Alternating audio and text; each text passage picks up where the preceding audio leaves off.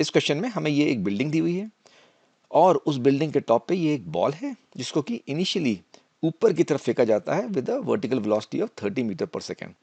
तो obviously this ball rises because of this, but gravity is constantly pulling it down, तो यहाँ पर उसकी वेलोसिटी जीरो हो जाती है and then under the action of gravity it comes down and hits the ground.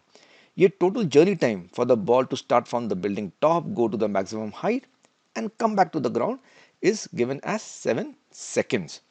अब question ये है कि हमें ये जो हाइट है ऑफ द बॉल की जो मैक्सिमम हाइट थी टू द ग्राउंड, ये जो एच की वैल्यू है, हमें इस क्वेश्चन में इसको पता करना है। तो अब इस एच को पता करने के लिए स्ट्रैटेजी क्या होनी चाहिए? तो पहली बात तो ये देखो हमको दिया क्या है, हमको दिया हुआ है ये total time 7 seconds for the ball to go till top and come down.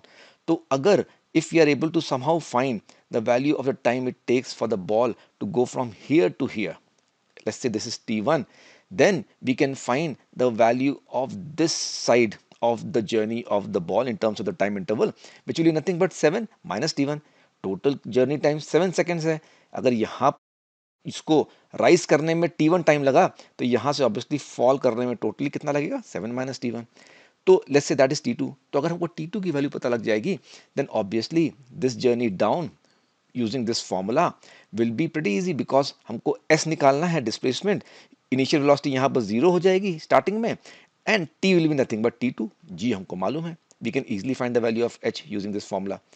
तो अब t1 निकालने के लिए क्या करें? t1 निकालने के लिए लेकिन उसके पहले let us first put the direction science. तो नीचे के डायरेक्शन को हम नेगेटिव लेते हैं, ऊपर के डायरेक्शन को हम पॉजिटिव लेते हैं।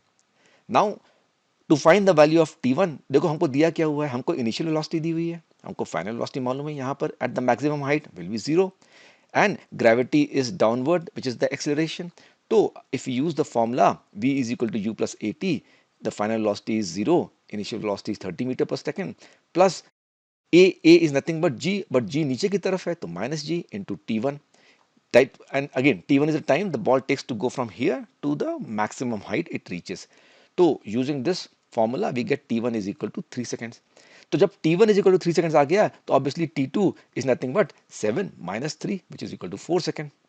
and now once we know t2 then we can calculate this value of h using this formula। तो वो करने के लिए अगर हमको s निकालना है, let's say s is nothing but h which is equal to ut।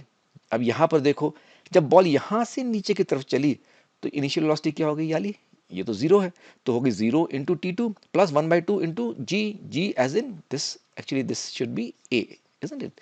ए की वैल्यू क्या है? ए की value is nothing but minus g, तो 1/2 into minus g into t two whole square. अब जब टी टू की वैल्यू 4 सेकेंड है, इसको अगर आप यहाँ पर रखो then you will get h is equal to minus 80 metres.